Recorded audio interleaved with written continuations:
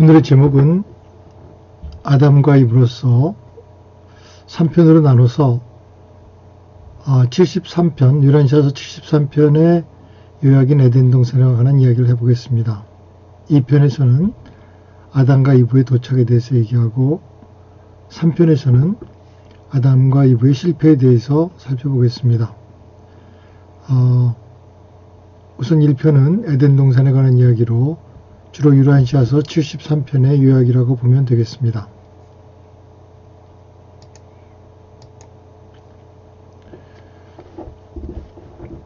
(50만 년) 전에 도착한 행성영주 칼리가스티아 이후 문화적 퇴폐와 영적 빈곤이 이어졌지만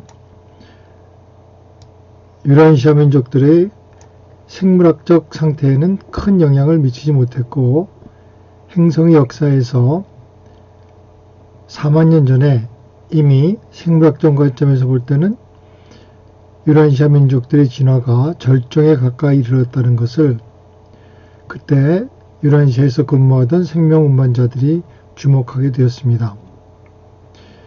멜기세덱 행성 관리자들은 생물학적 계량자, 곧 물질 아들과 딸의 파송을 요청하게 되었습니다. 기원전 36,000년 전 11세계, 다시 말해 곧 10행성 중에 한 세계, 실험세계를 감독하는 군주 타바만시아가 행성을 검열하러 왔었고, 종족들의 발전을 살핀 뒤에 그는 유란시아에 물질 아들과 딸을 보내줄 것을 정식으로 요청했습니다.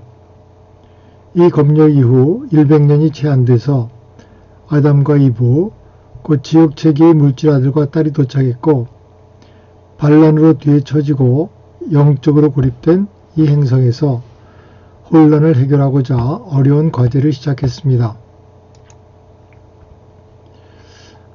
정상 행성에서 물질 아들이 도착하는 것은 보통 발명과 물질적 진보와 지적 깨우침이 있는 중대한 시대가 다가오게 됩니다. 그렇지만 유란시아에서는 그렇지 않았습니다. 육체적으로는 건강한 종족들이 행성에 살았지만은 그들은 야만스럽고 도덕적으로 침체된 늪에서 시들고 있었습니다. 반란이 있은 뒤 1만 년이 되자 영주 행정부가 이룩한 업적이 실질적으로 다 사라져버렸습니다. 겨우 노족과 아마돈 족속 사이에서 달라마시아의 전통과 행성 영주의 문화가 지속되었습니다. 노 족속은 영주의 참모진에서 반란을 일으켰던 집단의 후손들인데, 그 이름은 그들의 처음 지도자 놋에서 유래하며 그는 한때 달라마시아의 산업 및 무역위원회의 의장이었습니다. 아마돈 족속은 반과 아마돈과 함께 충성하기로 작정한 안돈 족속의 후손이었습니다.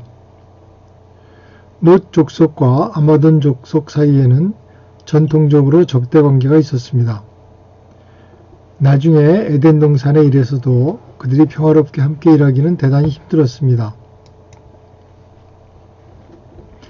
달라마시아가 멸망한 뒤에 얼마 안 돼서 놋 종족은 세 주요 집단으로 갈라졌습니다.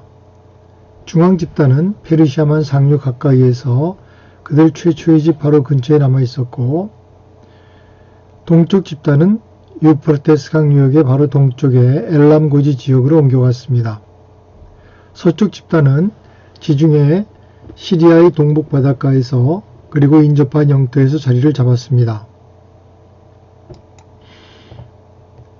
이 놋 종족은 산객 종족들과 자유롭게 짝을 짓고 유능한 후손들을 남겼습니다.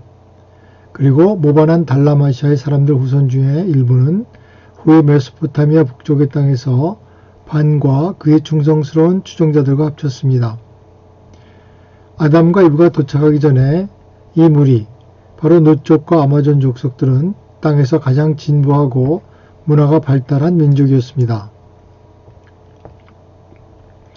타바만시아의 검열이 있기 전에 거의 100년 동안 반과 그 동료들은 약속된 하나님의 아들, 곧 종족 계량자, 진리를 가르치는 선생, 반역한 칼리가스티아의 뒤를 이을 자격 있는 후계자가 오리라고 외치고 있었는데 그 시절의 세계 거주자의 대다수는 그러한 예언에 거의 아무런 흥미를 보이지 않았지만 반과 아마돈과 가까이 접촉을 가졌던 사람들은 그러한 가르침을 심각하게 받아들였고 약속된 아들을 실제로 영접하려고 계획을 세우기 시작했습니다.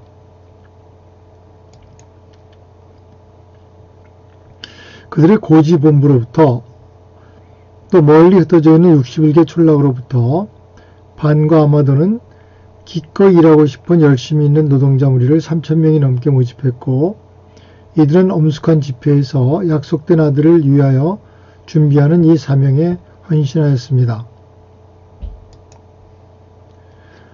반은 지원자들을 100집단으로 나누었고 각 집단에는 책임자 하나 그리고 자신의 개인 참모진에서 연락간부로 일했던 조수를 한 명 두고 아마돈을 자신의 부관으로 두었습니다. 이 위원회들은 모두 진지하게 준비 작업을 시작했고 동산을 마련하는 장소 선정위원회는 이상적인 자리를 찾고자 힘차게 떠나갔습니다. 장소를 찾는 위원회는 거의 3년 동안 장소를 찾아다닌 후 3개의 장소가 적당하다고 보고를 했는데 첫째는 페르시아만에 있는 섬이었고 둘째는 나중에 둘째 동산이 된 강가였고 셋째는 지중해 동쪽 해안에 서쪽으로 튀어나온 길고 좁은 반도였습니다. 그 위원회는 거의 만장일치로 셋째 장소를 선택했고 이 지중해의 반도로 생명나무를 포함하여 세계의 문화본부를 옮기는 데 2년이 걸렸습니다. 이 지중해의 반도는 상쾌한 기후를 가졌고 기온이 따뜻했습니다. 둘러싼 고지에는 비가 풍부하게 내렸지만 에덴에는 비가 내리는 일이 드물었습니다. 그러나 밤마다 인공적으로 물을 대는 광범위한 수로로부터 안개가 올라와서 동산의 식물을 적셔 주었습니다. 이 땅덩어리 해안선은 상당히 높이 올라와 있었고 본토와 연결되어 있는 곳의 폭은 단지 43km였습니다.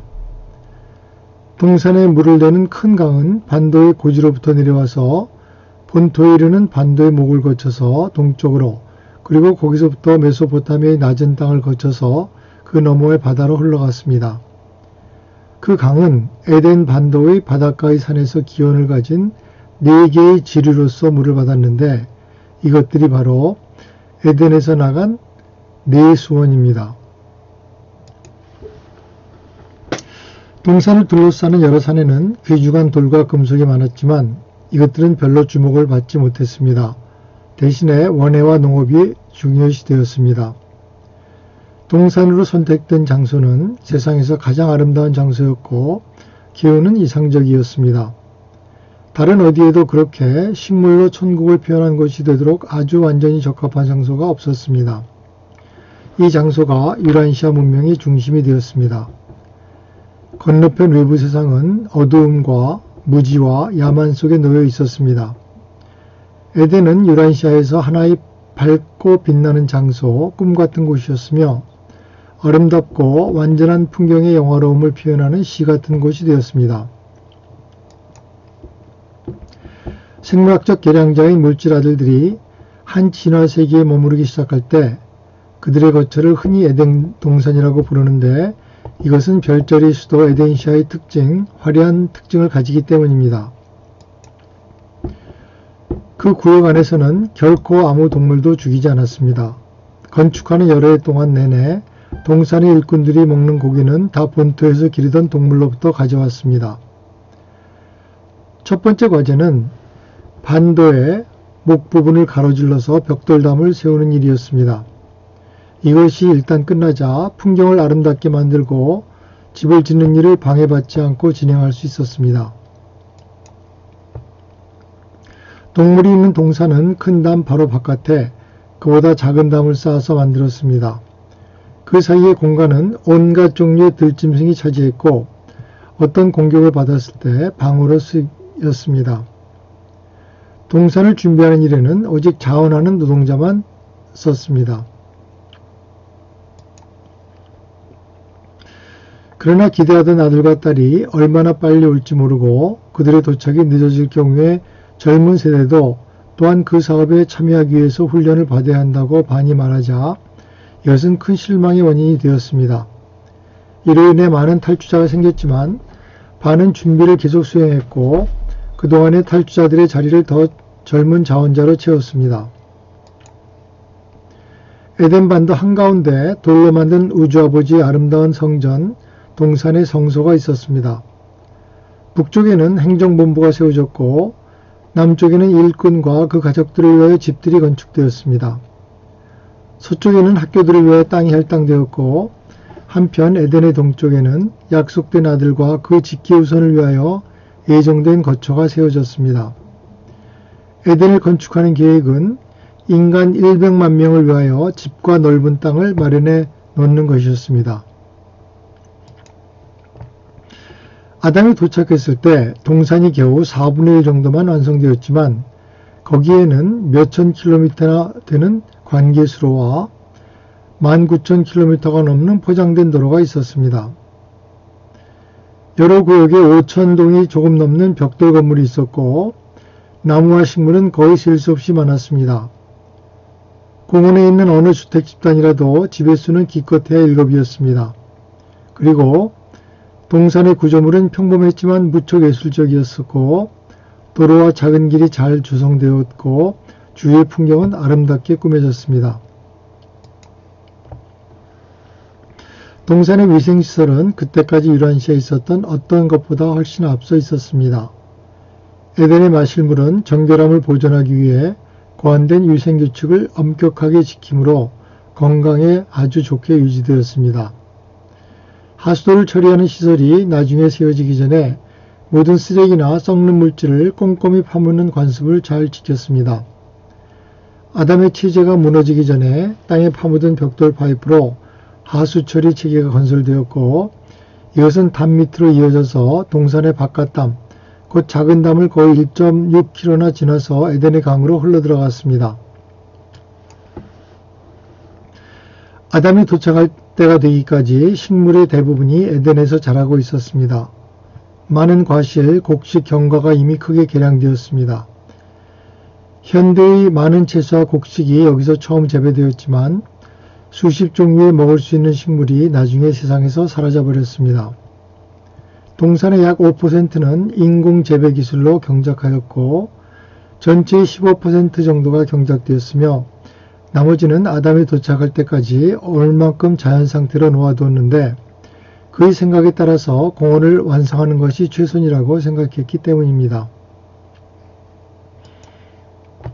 에덴 동산은 약속된 아담과 그 배우자를 받아들일 준비가 되었고 이 동산은 완전하게 관리되고 통제받는 가운데 세계의 큰 영예가 될 것이었습니다.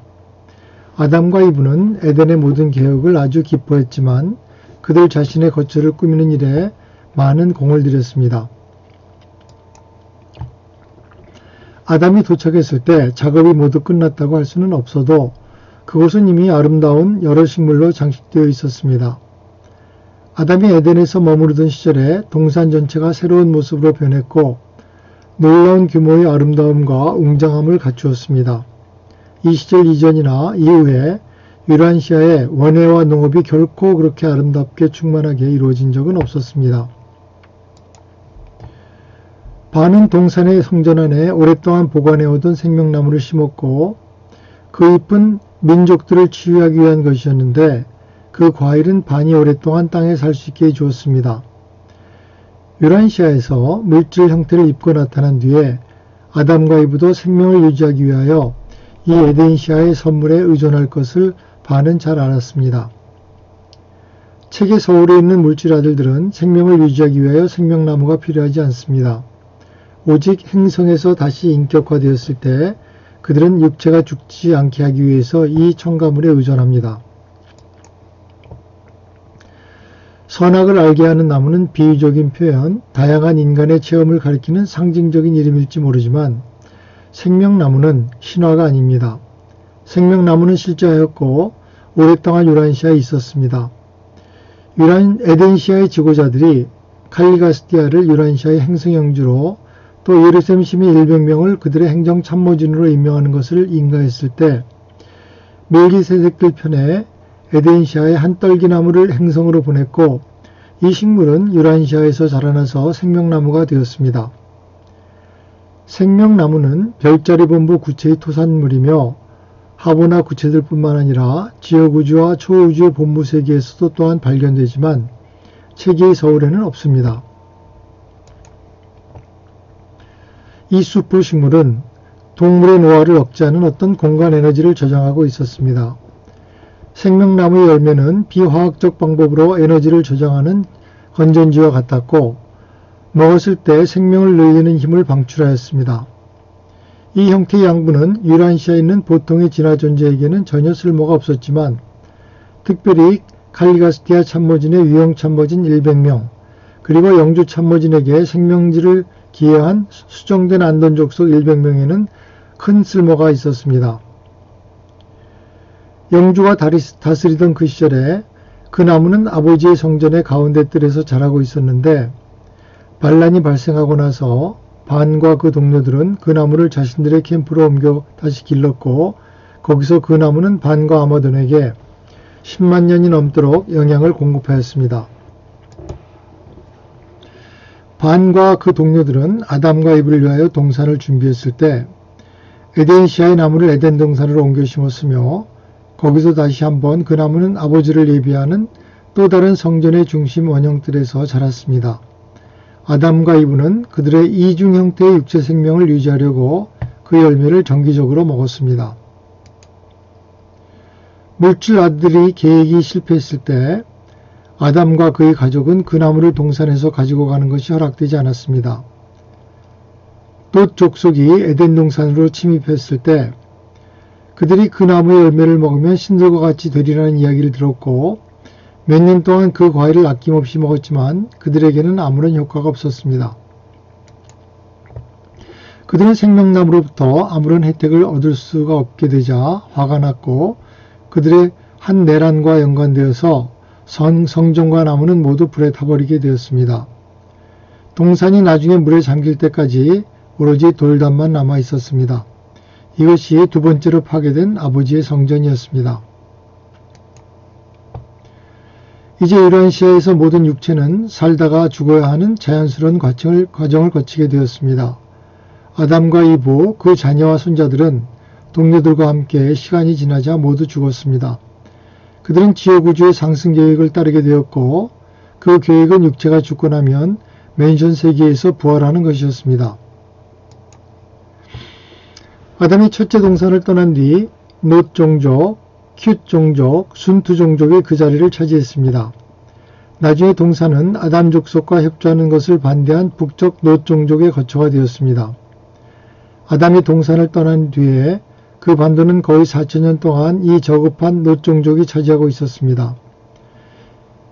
이때 둘러싼 화산들의 맹렬한 활동과 시실리를 아프리카로 있는 육지다리가 가라앉는 것과 관련하여 지중해 동쪽 바닥이 내려앉으며 에덴 반도 전체가 바다 밑으로 가라앉았습니다. 이 광범위한 침몰과 동시에 동부 지중해의 해안선이 크게 높아졌습니다. 이것이 유란시아가 일찍이 간직했던 가장 아름다운 자연의 창작품의 마지막이 되었습니다. 이 과정은 그렇지만 갑작스럽지 않았고 반도 전체가 완전히 가라앉기까지는 몇백 년이 걸렸습니다. 동산이 이렇게 사라진 것은 어떤 면에서도 신성한 계획이 실패한 결과라거나 아담과 이브가 실수한 결과는 아닙니다. 에덴이 가라앉은 것은 한 자연현상일 뿐입니다. 그러나 세계 민족들을 강화하는 일을 시작하기 위하여 보라 인종의 인구가 늘어난 바로 그 무렵에 맞추어서 에덴이 가라앉은 일이 생긴 것 같다고 계시자는 말하고 있습니다.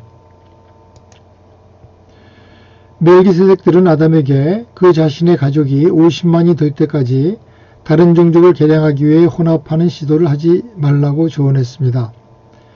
동산은 아담 종족의 영구한 집이 되라고 결코 의도되지 않았습니다. 그들은 온 세상에 새 생명의 사자가 되도록 정해져 있었습니다. 땅 위의 어려운 종족들에게 유익하게 증여되기 위해서 쓰여질 예정이었습니다. 멜기세덱들이 아담에게 지시한 바는 그의 직계 아들딸이 살 수 있는 종족본부, 대륙본부, 지역본부들을 세워야 하며 한편 아담과 이브는 생물학적 개량, 지적 진보, 도덕의 회복, 이러한 세계적 직책을 맡는 고문이자 조율자로서 세상의 이 다양한 중심들 사이에서 시간을 나눠 써야 한다는 것을 뜻했습니다. 지금까지 에덴 동산에 대한 유란시아서의 이야기를 살펴보았습니다. 다음 편에서는 아담과 이브의 2편으로 유란시아서 74편의 이야기를 정리해 보겠습니다.